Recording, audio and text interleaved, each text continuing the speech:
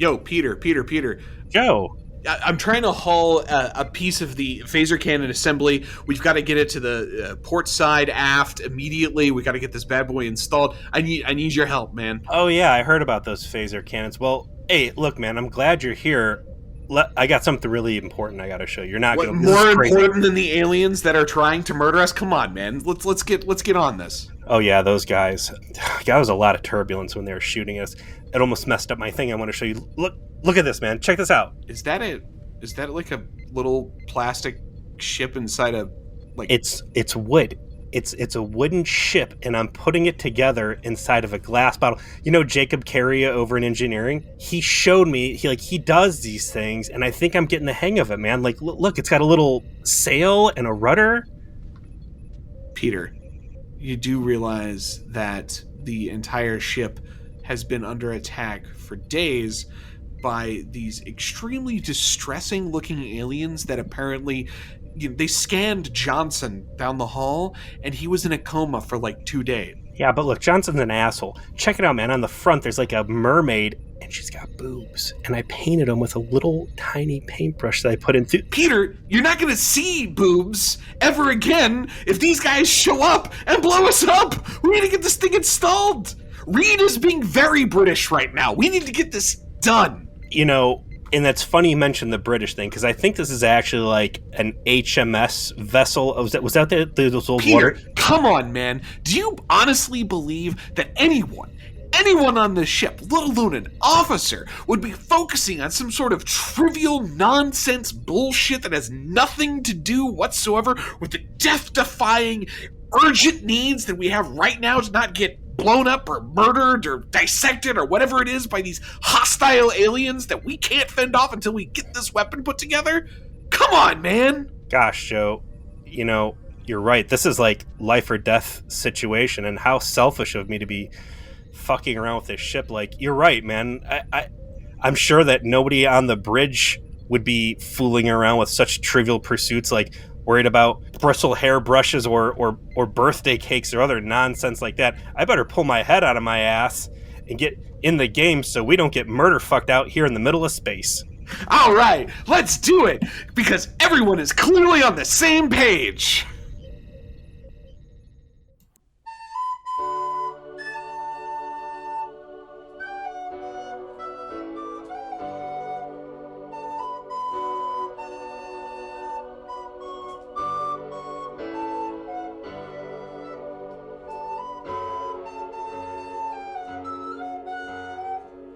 Trying to find that secret ingredient to put in the special cake that we're baking just for you. It's V'ger Please, a heinous trip at Warp 5. My name is Joseph. And I'm also a birthday boy, Peter. Is it your birthday today? No, it's gonna be Monday. It's the big 4-0 coming to get my ass. Holy shit. I knew your spring birthday. I forgot if it was now or in May, but... Here's the trick. Here's a pro move. I had a kid. I planned out the humping. Actually, my wife did. So the baby would come in on my birthday and steal the birthday from me. So I will be 39 forever because now the baby owns the birthday. Although she was the weekend they couldn't deliver, C-section, whatever. So my third's actually born on May the 4th, which perfect for the father who has a Star Trek podcast. I do love that, you know, the medical professional that your wife is was able to like figure out, like I just see her with like a dry erase board, like doing the math, you know, trying to figure out the humping math, like dry erase boards, charts, and a lot of pea strips. When you've got someone who's trying to do business with science and get pregnant, there's a lot of pea strips. It's gross. But we're done with that, I think. But anyways, I got my baby came in and usurped my birthday, so I will be 39 forever. I'm pleased to report. Listen, I'm told by reliable sources that our 40s are our new 30s. It sounds like a lie that people in their 40s tell each other. Yeah, well, I tried playing that card earlier today, and someone close to me said, well, that's not what someone would say who gets excited about fixing the gutters or pressure washers, which I'm recently guilty of both. So I think it's okay. No, hold on. I don't know about cleaning gutters because I'm not a heights guy. But No, this pressure is where washing a deck is amazing. And this is our Star Trek Boomer podcast. I don't think we can really claim any affiliation with millennials or anything like that. I was born in 82. What year were you born? I was born in 83. I'm only we're like about this 18 months behind you. Yeah. Post Gen X, but too old to be a millennial. No, just chalk us in with the fucking boomers, man. A man who is not a boomer is the talented gentleman who we've never explicitly shouted out. That is Kevin, who is responsible for all of the key art for our rebrand of the show. So the album cover, the banners, that cool mission patch, the mission patch logo that we use for our social media groups. Like, he made all of that, and it's spectacular. And I liked how it all turned out. And I just wanted to make sure that we mentioned him on air because we just never did. So, Kevin, thank you so much for all the work that you did. And if anybody is ever sitting there gazing at our podcast cover art and it's like, wow, I need some of that in my life, hit up Joe and we can probably point you in a direction. Oh, yeah, we will gladly give this man work. He deserves it. And speaking of men who deserve to work, oh, man, that one did not work. That was, my transitions are not bad, but that was terrible. But what was not terrible was this week's episode. And what was it? Season 1, Episode 12, Silent Enemy. We're looking at a premiere date of January 16th, 2002. Kind of fucked up. I'm like, wow, that wasn't that long ago. No, that was 20 years ago. Oh, my God. Oh, my fucking God, yeah. Written by Andre Boramis, directed by Rick Colby. Interestingly enough, when I look at the other information I have here, Robert Duncan McNeil's got some directing credit on this too, so I don't know what's going on there. Really? Did he maybe do some sort of reshoots or inserts maybe? I don't know. And, Robert Duncan McNeil is a very fond opinion of Rick Colby. I think there was a great deal of mentorship there. And I think McNeil did a lot of shadowing under him back in the Voyager days. So maybe there was some helping hands here. I think this is the last episode of Star Trek that Rick Colby actually has a hand in directing. This episode, I think, is dominated by one very weird choice as to the A plot versus B plot choice. This episode's fucking insane. It's pretty crazy the way that they structure it. I like the A plot and I like the B plot, but the concept of the A plot and B plot being in the same episode is patently bizarre. It's the stupidest thing since the Neelix Cheese episode, which was Space Friendship is Magic. That was the season 1 finale of Voyager that should never have been the fucking finale, and it wasn't supposed to be. It's a mystery why it was, but that's where Tuvok's trying to lead people through Starfleet boot camp. Meanwhile, Neelix poisons the entire ship with cheese, and it's going to blow up. And these two things seem to exist in completely separate realities, divorced from each other. But they do that. The difference is they eventually merge in that the cheese creates the hazard that allows the Maquis trainees to come together as a team. Yeah, right? But the rest of the episode, everybody's got their shirts off, they're sweating fucking buckets, and oh my God, environmental's off and this and that, and then they cut over to goofy hijinks of jogging through the cargo hold or whatever, and everybody is completely agnostic of any inconvenience to the rest of the ship. I'm saying that even in Space Friendship is Magic, there was more coherence in the choice between the A plot and the B plot than there was in this episode. But again, both parts are good. I just don't understand why they decided both of them should happen at the same time. The coolest part of the episode is the beginning. And we've got a exterior we got an exterior tracking shot of the underside of Enterprise as a hatch opens and it drops out a cylinder that begins unfolding, and we see Echo 2, which you may recall from our was that the last episode or was that 2 ago? 2 episodes ago, we saw that they were using the transponders that they are now, in fact, putting out in this episode. Space Trucker Justice. That is correct.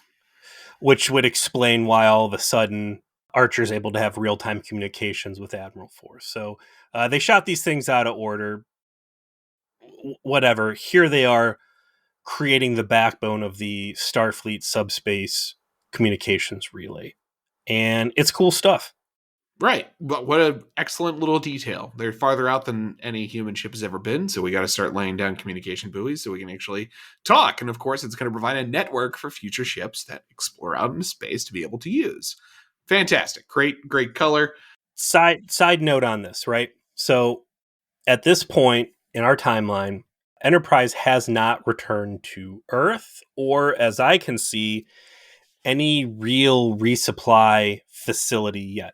They are still flying with the exact same material that they took out into space in Broken Bow, which means that for all of the systems that are not in line, from targeting sensors for the torpedo launchers to, as we will focus on in this one, phasers, they did actually have the subspace buoys loaded up and ready to go. So this was part of the Enterprise mission, is to begin establishing the subspace communications network. Yeah, but a lot of the plot of this episode has to do with what level of preparation Enterprise really was complete in when it left. But one of them apparently was that they had these buoys on board. And it makes sense that it was be part of their mission, right? Like, naturally.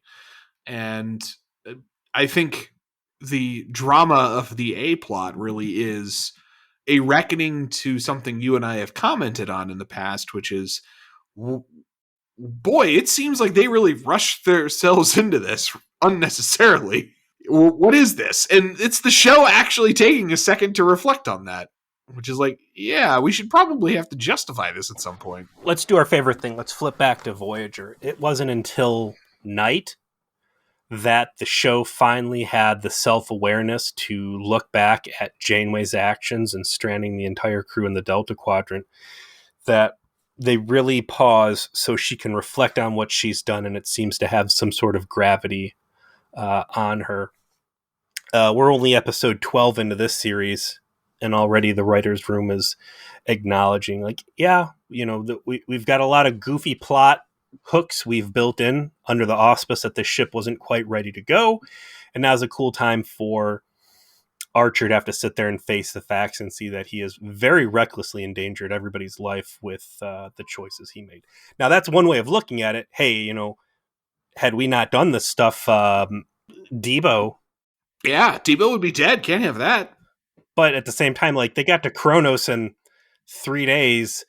You could have just zipped home and, finished bolting the tires on and made sure you had the spare in the trunk. Install the weapons, maybe. Make sure all the door handles are on and that, the radio and air conditioners have their knobs. Like, we'll get into that. And it's stuff we've already joked about. And sure, you got to build these things in to keep the plot interesting. And I'm, for the record, happy for them to have built-in plot devices like this from circumstances in the pilot, as long as it's accompanied with a cohesive storytelling experience where they, like we're seeing here now, reflect on the past and we get some sort of good scene out of it. The teaser involves them laying the buoy, and then a ship rolls up, doesn't talk to them, and then leaves. Badass looking ship too. Yeah, very like Predator looking type of vessel, like kind of Romulan-y. Yeah, it's got that green accents of the Romulans. And I'll tell you what else, it holds true from Borg to Romulans and anyone else. If your ship's got green lights, you're a baddie. So these guys don't do anything at first except show up, are mysterious, can't be scanned, and leave. Everyone comments on this, including Archer, who's like, was it something I said? He makes the joke. But, T'Pol's like, not everyone wants to talk. They came over like a dog, they smelt your butt, and they left. Like, that's sometimes that happens. And they go back to business as usual when Hoshi gives the captain a bit of a side and says, I've continued on my secret mission and I've found them. And who they are is revealed in the next scene to be the parents of Malcolm Reed. So last episode was kind of the Mayweather episode to figure out I'm sorry, 2 episodes ago. That would have been the Space Truckers, Justice. We really had a chance to learn about Mayweather. This one reads under the microscope. And what we're going to get is a story that doesn't really talk about who Reed is, but kind of an examination of what he is not, which I think is an interesting way to go about it. I thought it was interesting in the sense that this is a real thing where, they work with Reed a lot. They see him every day. They don't know anything about him, And that line actually comes out of Archer's mouth. Like, he's kind of, we'll get to in a second, but Archer has a conversation with Reed's parents because he's just trying to do something nice for him. He's like, his birthday's coming up. I want to, make sure that whatever his favorite food is, we make for him because it's, I'm trying to have this nice gesture for one of my senior officers. I don't know. I don't know Reed personally quite very well, so I will ask his parents. Clearly, his parents will know. First of all, his parents are the most British people on the face of the planet. Yeah, they got a little boy, actually, that is their nephew living under the stairs, and they treat him very poorly. Yes, until Hagrid shows up. Absolutely. And they, right down to Reed's dad being, kind of dismissive and disdainful of his choices because they weren't exactly the choice that he would have made, and very imperious, while his mother kind of, bites her tongue in the background and is slightly embarrassed by how incredibly British her husband is. It was just perfect. It was perfect. But they don't know. They're like, he just eats the things we gave him. We're British. We don't talk about the things we like. Liking things isn't British. Be gone. He ends the call. This longest phone call in the history of humanity is to these two, and they're literally, he hangs up on them. We've had enough of this discussion. Good day. By the way, you guys are in the Guinness World Book of Records now. The B plot of this episode is, after this conversation, Archer going to Hoshi and saying, I can't believe it, but they didn't know. You need to figure this out. This is your job. You have to figure this out. And Hoshi is like, are you serious? I'm a serious space professional doing communications work. I need to focus on that. And Archer's like, tough. You're doing this. And she pouts a lot in this episode. It's like, all right, fine. I guess it's kind of a good episode for Hoshi as well, and it's been a minute since she's really been in the spotlight herself, so... I mean, I'm a big Hoshi fan because she is the most normal space person in all of Star Trek. She responds to things the way a normal human being would, in ways that other characters within the Star Trek universe seem incapable of processing things. And I like the idea of that she's been given this job to figure this out, and it's very frustrating because Malcolm Reed apparently is a fucking alien, that in the way that no one fucking knows anything about him, and it starts to piss her off. It's a little early in the Starfleet game, so I'll give them a pass, but I would say if this kind of thing were to come up in 24th century, if this was the Enterprise crew or Voyager, I would be criticizing them for not at least giving serious consideration to, is this guy a fucking imposter or some sort of shapeshifter, or yeah. Check the back of the neck. Back of the neck. Yeah. This reminds me of something. So there is a long-held fan theory that Hoshi and Archer are exes. That their entire vibe and how they're very personal with each other, and she does not really respond to him as an authority figure, is that, and the reason why that she wound up still going on this mission is that they used to be a couple.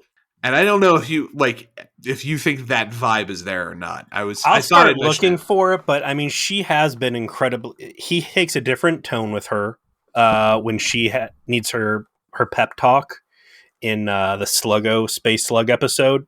And yeah, she does not really seem... I mean, nobody really seems... Reed is the only person who shows any display of military decorum at this stage. But yeah, Hoshi really does seem to go above and beyond. Just, yeah, I know you should be the captain, but I'm just going to talk to you like I'm talking to my neighbor at any given moment. Right. And that everyone gave the impression of they have a history together. They must have a personal history together for her to just disregard that she any kind of decorum with him. And jumping back to Broken Bow, the fact that she's almost willing to just be like, well, I told you I'd do this thing, but it's finals and I have to grade tests. And if you're going to jump it early, then, just go ahead without me. Cause this is certainly not my fucking dream to go out into space and talk to Klingons. Like you sweet talked me on it before, but I can take it or leave it. I don't care. So the B plot will continue throughout the course of this episode. I can't even call it a B plot, man. Like there's more ground and screen real estate given to this fucking birthday dinner. There's jokes. There's all sorts of comedy beats and everything. There's there's 2 straight up comedy scenes that come out of this, and it is in the backdrop of the A plot, which is going to be that these aliens that they encounter return for round 2 and start fucking them up immediately and are clearly a danger to their continued existence. Like, that is what happens. That is what's so mind-blowingly crazy, is that Hoshi's plot continues throughout the course of this episode without pause, without comment, to the imperiled circumstances that they find themselves in. What? It's insane. And also Hoshi, who is the most grounded, all that stuff you just said about her was true up until this episode. She freaked the fuck out in the space spider people episode. What was that? The Sluggo episode, yeah. Oh my God, I don't want to die. I'm so scared. I saw dead bodies, blah, blah, blah, blah, blah. Oh! Here they are, standing on the edge of annihilation by a vastly technologically superior foe who just their scans put people in like comas and shit. And she doesn't even say boo about it. There's no, oh my God, we're going to die out here. I need to call my parents and tell them I love them, or any of that Harry Kim stuff. It's just like, gosh, I can't figure out what this guy likes to eat. The whole time. I know that they wanted to do the plot because this is, as you said, the Malcolm Reed episode. So they're trying to give you an idea of how much of a sphinx this guy is, that he's very guarded, that he's very British, and it's hard to get to know him, and that nobody on the ship does, and that kind of, it bothers Archer, so he's making these gestures. It's why he puts Hoshi on the case. And at the same time, even Trip has his interaction with that, where he tries to, accommodate, Reed's attitude about things. And so they wanted to have this personal plot where you saw that Reed was like this with literally everyone in his whole life. Right. And I get that. But the idea that this stupid B plot, that's stupid. This stakes-free B plot occurs, because it's not stupid. Because if you did this in the episode where they're drilling on the fucking asteroid, it would have been perfect, right? This is where that belonged, is on when there's no stakes, You could have put it there. You could have put it with civilization. Breaking the ice is really where it should. And also, too, that would have really fit with that little entendre. It could have been a triple entendre of breaking the ice. There's a lot of places you could have fit this. I want to look at what we've gotten up to Enterprise at this point. 12 episodes in. I'm not saying I dislike them, but I am saying that there have been a lot of textbook definition boring episodes. All right. It hasn't hit a low like we've been talking about, but they haven't been very high either. No. And again, it's a lot of C+ material. For whatever the fuck's going on. And what you and I are doing is unnatural. This show was never designed for, or Voyager, was never designed to be picked apart at a molecular level and have a 45-minute television show be mercilessly dissected by an hour-long podcast of guys sitting here with fucking internet web pages open and really splitting hairs on this stuff. But for what you and I are doing, I have enjoyed it. We're fans. We're in it for the long haul. And there's plenty of content for us to sit here and talk about. But if I'm looking for something to do with an hour a day and I'm making a point to watch this TV show whenever it comes out, I'd really have to be sitting there scratching my head saying, what the fuck are they doing? Had the stakes not been so radically different on the other side of the plot coin, where Enterprise is about to be blown up and everybody, I don't know, butt probed into a coma or whatever the fuck happened, this would be like at least 4 super textbook boring episodes out of your first season before we really have like super high investment in these characters. I could also see a episode like, well, I don't know. I guess this is why this show withered. I mean, you are describing exactly the reason why this show's ratings withered from the start. It wasn't terrible, but it did not engage you. This isn't a TV show we're watching. I feel like it's a visual adaptation of novels. Shit like this would be perfectly at home in some sort of book that's catering to a certain subsection of the audience that is into slow-paced, slice-of-life, early years of Star Trek stuff. That's fine and dandy, that's great, and I'm enjoying it, but then saying, hey, we're going to put a huge budget behind this thing and try and turn it into, like, the vanguard of Star Trek, and instead destroy the entire franchise with it. So the A-plot, to return to the real focus of the episode. I did like that Reed's, we find out that his grandfather was also an armory officer who served in the Royal Wet Navy. Yes, and that apparently the seagoing navies of Earth were of at least some prominence within the last couple generations still. So like starships were not yet really the thing. And that would have only been, what, 40 years prior, 50 years prior? Well, let's do the math on that. So Archer's dad seemed to grow up in a relatively normal environment. Cochrane was still alive. So how, going back to what's a bigger mess, World War III or time travel, was Reed's grandfather involved in World War III, or would he have been serving on that ship in whatever the ashen remains of Earth, where was he in like some sort of like Mad Max-ish Navy? This goes back to the conversation you and I had, I think, just last week about what's more fucked up, time travel or the pre-Federation timeline of Star Trek. Little time travel here, matter of fact. Hard to know, right? Like, good question that will never be resolved. But what is resolved is that no one knows anything about Reed. Hoshi continues to talk to his sister, who also doesn't know what he likes. Alien imposter. And has a hilarious conversation with his best friend, apparently, who leading Hoshi down the path where she's finally thinks she's onto something. And she's like, finally, I'm going to fucking answer this question. Okay, he likes fish. Mahi-mahi, trout, salmon. What the fuck is it? It goes to fish restaurant. You love to go to the fish? Tell me more fish. And and she says like Martha or something. And it's like, is that a fish? I don't know that fish. What is this fish? He's like, no, it was the name of the waitress. He wanted to bang her. I think he hates fish. That line killed, man. That was like, I actually was like, like, that was perfect. It was just the timing was great. Here's the deal. Reed's a 007, and all of these people are fake. Reed is the first member of Section 31, and they're trying to scratch too deep into a backstory that was just created on paper. Peter.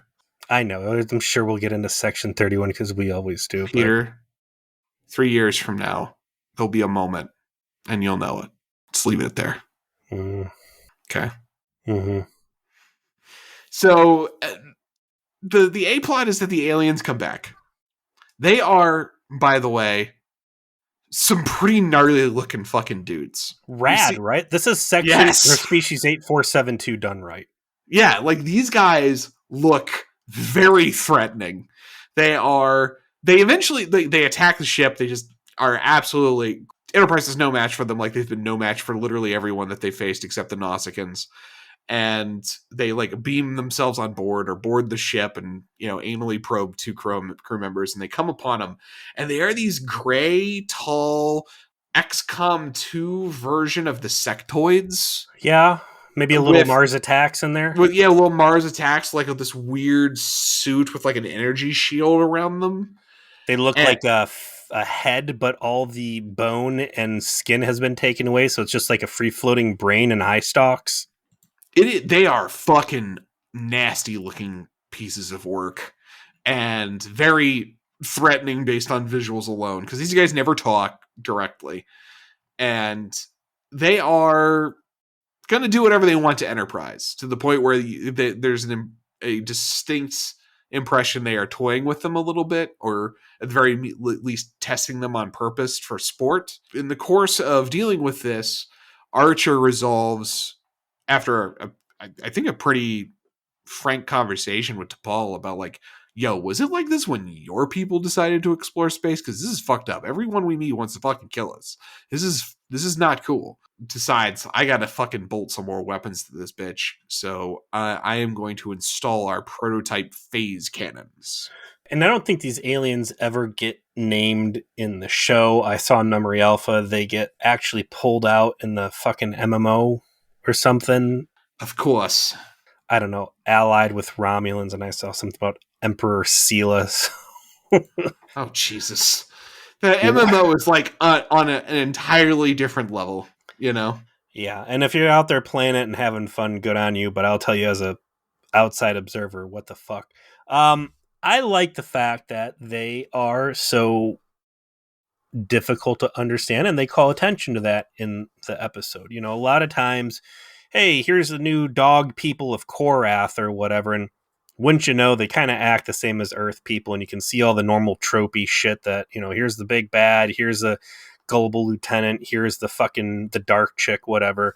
Even species 8472, you could look at, well, prior to them going on the big holodeck training infiltration thing where, what was that one? That was a good one with Chakotay. Back when they were just crazy zealots out to destroy all life. Yeah, They were still... Robert Beltran is a sex machine is what we called the episode. I don't remember the name of it. That's all the import that matters. Beltran fucks. He does. Hashtag. So these things being so incomprehensibly alien and almost insectoid, I really dug. I also like the fact they never really explain anything, and it's just like, that was some fucked up crazy space shit, and we better get ready because there's going to be a lot more of it. So that's all cool.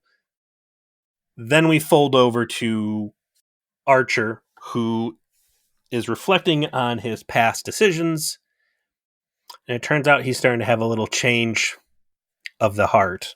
You mentioned it at the top. It's probably good that they decided to have this reckoning relatively quickly and acknowledge that in the face of all of this stuff that has continually happened to them, that it is happening, right? Like this, like you said, was a sin of Voyager was to ignore it for so long. And for Archer have to face that and talk about it, even if, you know, he gets a pep talk from Trip pretty quick that like, no, Captain, you're clearly been correct all along. And, you know, we all decided to be on this journey to accept the risk in being here. It was good to hear him vocalize all of the obvious things that needed to be vocalized. I rushed us out here. I am responsible for us being unprepared in these circumstances.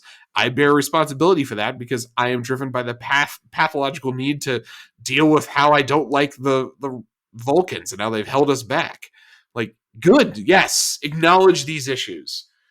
And they don't get completely satisfactorily answered, but at least they're acknowledged. Well, that one part where he's like, no, Captain, everybody's behind you, and, you know, buck up, sailor, because look at all the other pioneers in human history, and you think, you know, we all knew that we were going out into a dangerous thing.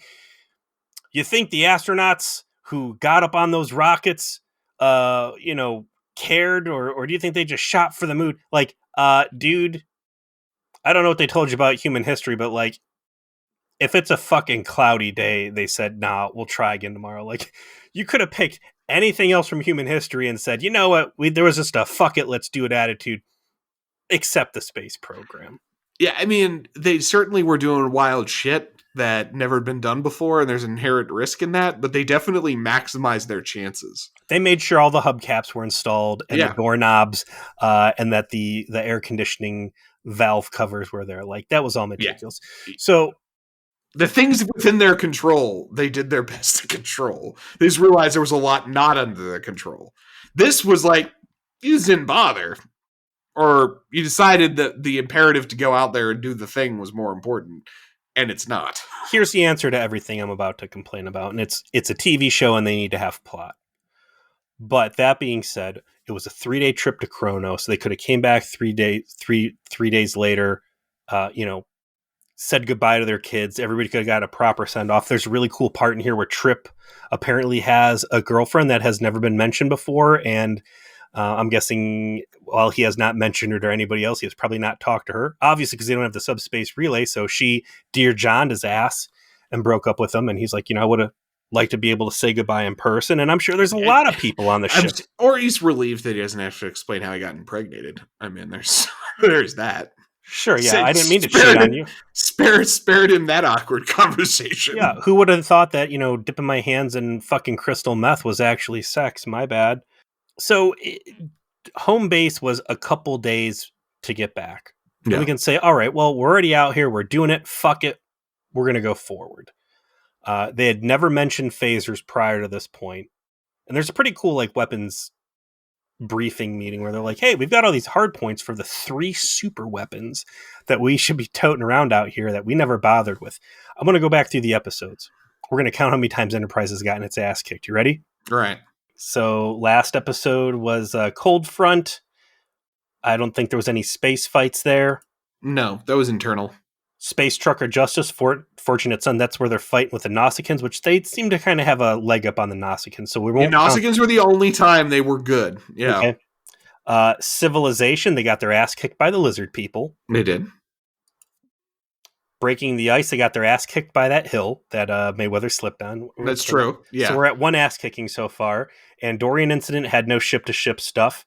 We're at episode 7. Terra Nova, no ship combat there. Unexpected. Klingons would have certainly kicked their ass, but I don't think I'll count that as an active engagement, right? Mm-hmm. Strange New World. That's the... No space fight. Fight or Flight. That is our spider people. Mm-hmm.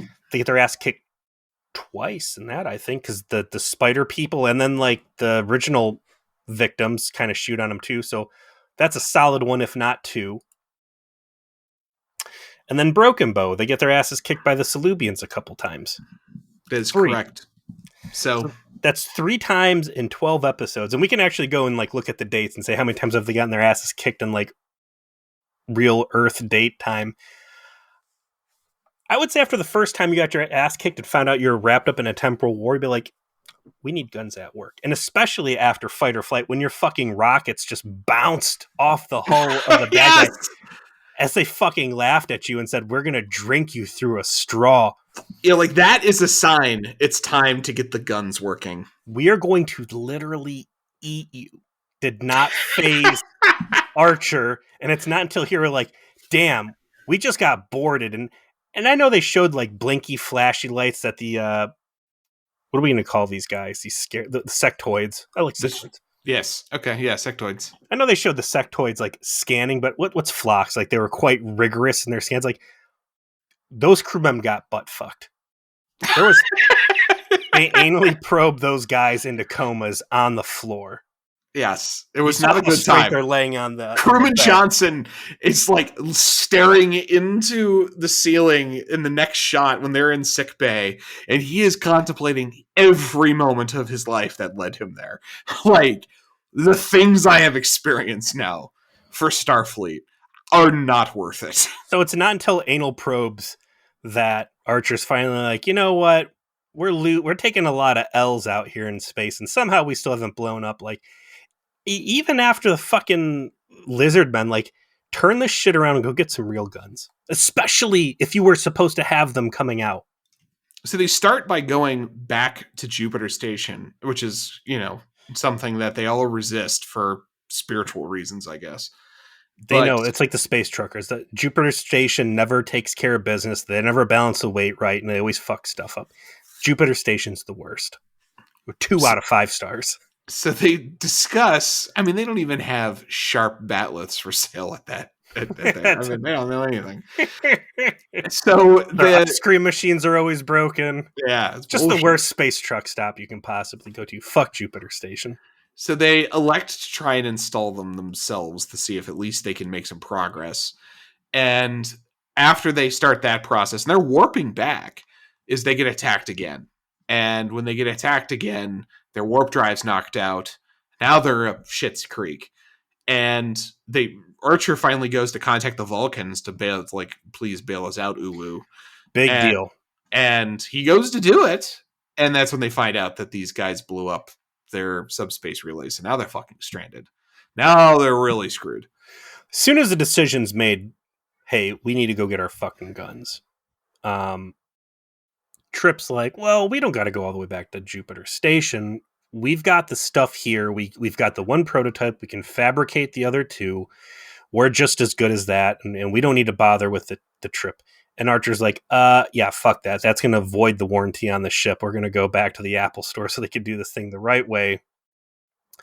And he's like, oh, no, come on, Captain. He's like, well, listen, you can do the groundwork, but we still need to do this the right way. So there is framework there to get these phaser cannons operational. And also, too, like, I would have appreciated it if for the past 4 or 5 episodes, ever since the last time Enterprise got its ass kicked, if Reed was like, Captain, please let's install our guns so we have guns, because the torpedoes might as well be like kazoos we're blowing on. They just laugh at us. Sitting on this for this long, like, you already kind of laid out that it's kind of weird that it took this long for Archer to be resolved, but the fact that they were sitting at least one of these that they could have installed all these weeks that they've been rolling around in space, like, let Archer why be like, didn't you do it? It's a peace mission and there's bigger repairs that need to be done, and we need to get the subspace relays. One line. That's it. There's one line to say, no, we don't want to be, putting ourselves in a position where we look like we're an armed gunship meeting new people. We want to have minimal weapons. Here's my hubris, is that I thought this could have been purely peaceful, but no, now I have to face the music, and we need to be real, and I do need to dedicate ship's resources to our cool guns after all. So they get fucked up the second time. They board, they anally probe, and now their only option is to get these fucking things online as quickly as possible and be prepared to fight. But, while that's happening, we've got time for our B plot. Clearly, right? Like, Hoshi's got nothing else to do. I've been so excited talking about this life and death situation and space guns and all this other cool stuff. But yeah, please take us back over to birthday cake. So Hoshi, having exhausted all of her communicative options and trying to find out what food this strange British alien likes, she decides, after getting advice accidentally from T'Pol, to just ask him. And you get your second comedy scene, and where Hoshi goes down to the mess hall, sits down next to Reed, and starts engaging him in a conversation to try and get him to theoretically have dinner with her so that he will accidentally reveal what his favorite food is by basically prompting the question. Is her tactic, right? I need to know what this guy wants to eat. So I'm going to go down and I'm basically going to put him in a social position where he'll be incentivized to tell me. And it's played for laughs because she is clearly flirting with him on accident and doesn't realize that's what she's doing. And Reed turns her down. And meanwhile, through all of this, Reed is existing in the A plot, which is we are going to die and everybody needs to do everything within their ability to get these fucking guns up. So he is kind of just ignoring everything she is saying. Here's my question to you. Have we seen a single mutually consensual and enjoyed conversation in the mess hall yet? Because it seems like every time people are in the mess hall, one person wants to talk to someone else who does not want to talk to them, usually to Paul. Hari Krishna aliens showed up last week. And were they eating? When they showed up initially and came to the mess hall, everyone was having a good time talking. Side note on the mess hall, which as best I can tell is at the front of the ship. it's cool to see the windows in the mess hall are these little bullshit oval windows, and everybody absolutely loves them and just looks out them as much as possible. And then you contrast that with 10 Forward or even the mess hall on Voyager, which had floor to ceiling windows that nobody could possibly ever give a shit about. And we're all just completely blasé to the splendors of space. That is a good point. That, like, first, there isn't many windows on the ship, so they are precious material in that respect. And second, that they are all awestruck at the fact that they're just in space to begin with, and it has become boring bullshit a couple hundred years later. Yeah. Like, who cares? Yes, there's space going on out there. Who gives a fuck? Whatevs.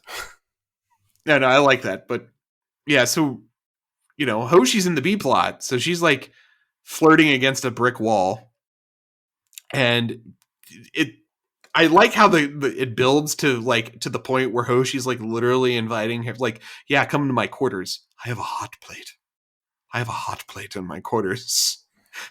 Like, and then finally Reed's like, no, I'm not, Hoshi, I'm not gonna bang you. It's not professional. And she's like, Jesus, fuck, never mind, you fucking crazy alien man. Reed does come off as kind of a psycho this episode, by the way. Like, he and we'll so flipping back over to the A plot, Reed is super gung-ho about all this because finally guns he's gonna matter. finally get to fucking shoot someone. He is super into it. This dude's got gun fever.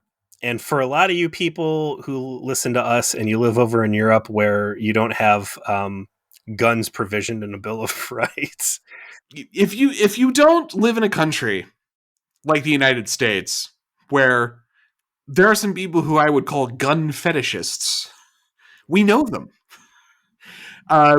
You don't understand that these people are real. These people are like, ooh, I get to bust out the hardware. Well, I mean, just even regular old people. Like, I've fallen victim to gun fever. You just slap yourself on and be like, Jesus, what am I talking about? That's fucking $1,000. What craziness has gripped my mind? That's what's got Reed right now. He can taste that deuterium or whatever the fuck the gun's made out of. So I don't care if that's going to cost me $200 to go to the range. I want to break this 9mm in, man. Like 50 calibers are $2 a bullet. Fuck it, I need to shoot this gun. Get that Desert Eagle over here. So he, despite his Britishness, right, which would make him stereotypically, I suppose, feel very by the book and prim and proper. That's not Reed. Reed is basically hot wiring the power system, so these phasers are going to be like shooting impulse power out of them. And Trip finds out what's going on. He's like, this is wired wrong. And Trip, who's like Florida man, this is like the crazy M. Night Shyamalan moment of this episode. We find out that Trip is super by the book, and Reed is actually the careless hillbilly who just wants to blow shit up. It's true. It's like they had a brain swap. This is definitely not. Yeah. Let me tell you, of all the gun fetishists in the United States, I would say 80% of them live in Florida, boys. Like, I don't know how to tell you. That is where they all are, because Florida only makes two things: oranges and machine guns. All right? That's it. That's their exports. But yet, in this circumstance, roles are reversed. Trip is the responsible one, but it sets him up to have his moment with Reed after he gives Archer the big pep talk to be like, okay, Reed, I have to take risks too. I just literally preached this to the captain, so I'm going to take a risk with just getting this shit to work the way you want it to work, so let's do it. They go to test him. They accidentally blow up an entire mountain and like blow out a whole bunch of power relays. They show a lot of caution on where they're going to test the weapons. None of those fucks were shown whatsoever when they were testing the torpedoes. Oh, that's right, on those asteroids. Yeah. But I thought it was cool that, Archer's like, I want to be absolutely certain. And again, this is the formation of Starfleet, the protection of life and not endangering other less developed species in your pursuits to save your own ass. I want to make sure there's nothing down there that we're not going to vaporize amoeba that could be joining us up here in the stars in a couple millennia. It is the Genesis Project justification, if you remember that from Star Trek 2. And they find out that the weapon blows up the whole mountain because the sectoids put like a device on their ship just to fuck with them. And so Archer monologues about how, fuck you aliens, we're humans, goddammit, and we're gonna defend our ship and we're gonna get down with you. And sectoids, by the way, don't have transporters. When they boarded, they basically got a very Orville looking shuttlecraft into the shuttle bay, went out, butt probed some people, and then got back and then, like, I don't know, left a weather station or something in the shuttle bay to cause problems. Before we have our final confrontation, we have the end of the B plot, which is Hoshi having failed with Reed's parents, sister, best friends, spinster aunts, like it flirted with him personally to try and extract information and failed, turns to Phlox and is like, Phlox, help me solve this problem. Pretty please. Does some pouting. And Phlox is like, well, there is one indicator in his medical history that would provide some information. And that is he has got a lot of allergies. But one allergy that he has that he takes medication for that would otherwise be unnecessary is for pineapple. You must love something a lot if you are allergic to it and are willing to take meds to still consume it. Phlox also says, hippa schmippa. Yes. He also has a great line in this exchange where he says, medically speaking, there is no accounting for taste. Yeah, that was good. That was very good EMH. Yeah, it was good. It was a good zinger. We return at last to the reason we're here, which is aliens that may show up and anally probe everyone into comas. They shoot the phasers. Good effects, by the way. Like, the effects of all the space effects were pretty good in this episode. And they kind of don't do much to the shields, do damage to them, but clearly not enough juice behind them. So they figure out that they can superpower the phasers into another like hyper move. Use all of their level 3 super bar from getting their shit kicked in, fire the big fireball, and by like using all the pieces of the ship to basically absorb the blast, they'll not blow themselves up, to knock out the shields on the other ship that allow them to fire their dinky torpedoes and wound them enough to deter them. It's cool. It's a cool fight. The effect of the thunderous phaser blast coming off the ship, they made it look like this is overcharged phasers, right? Like, that effect was very well translated into what they put on screen. The nozzle's broken. Too much is coming out. Yeah. There's a really cool part where the sectoids had taken a video message that Archer sent them and like respliced it together to like use Archer saying words. So he said, we are defenseless, surrender, and like spams that a couple times, almost as like a fuck you. So the sectoids can't communicate with the humans, and this is how they're communicating now. It's like this predator just splicing audio and video file together. That's what pisses off Archer. He's like, all right, turn that shit off, and then they get in the fight. So they hammer him. The sectoids fly off licking their wounds. Yet again, very lucky for Enterprise that none of these people that they cross, fight, and barely escape with their lives ever have the common sense to come back and finish them off. In this case, they've wounded him enough that it seems like they got the worst of the exchange. Sure. So, like, in this case, I think it's justified. They're like, oh, fuck, we're out of here. We were fucking with these guys, but apparently they have some fighting them. We out. And then you get a wrap-up scene where they're like, hey, let's have some beers, let's relax. Drinking on the clock, chilling out in the gun room, basking in our gun fever. And what should happen but Hoshi finally shows up with a cake.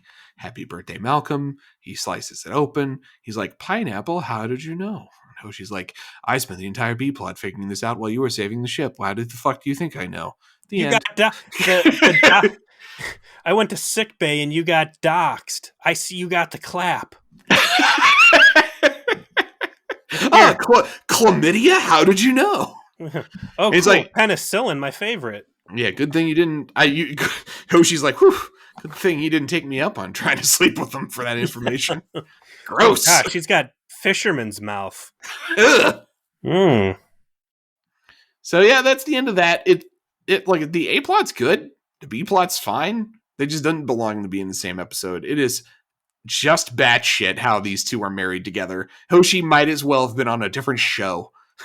Like she's Yeah. doing fucking sitcom fucking beats while the ship is in mortal danger. It's not totally consistent at all. You have But a silent enemy that they cannot bridge a communication. Maybe or they're doesn't want to even talk to them. Like they if at some point, like they did open up comms and they got blasted. And everybody's like, "Oh God, my fucking ears!" Like, oh, and they just assumed it was like an auditory weapon, which I think was a silly conclusion to make. So your Archer, your subspace communication network has been crippled. You have an enemy that you cannot communicate with because the translators don't work. You have the best translator communications officer in Starfleet. Do you have her try to fix the communications network or decipher what the message was that the aliens had sent to you that made your ears hurt? Or do you make her figure out what flavor of a cake to make the guy who should be working on your guns? they tied up the plot at the end because they talked about how they're going to lay down new buoys because they had to go towards Earth to go back to Jupiter Station. So they closed the loop on the communications thing well enough.